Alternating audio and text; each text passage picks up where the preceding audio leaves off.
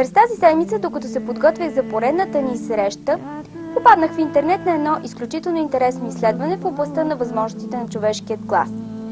В него беше отделено специално внимание на структурата и мелодичността на българските гласове. Не случайно песента "Излел е Делю Хайдютин" на невероятната Валя Балканска лети в космоса. Оставям ви в компанията на прекрасната Нина Николина, за да се убедите сами във възможностите на българските гласове.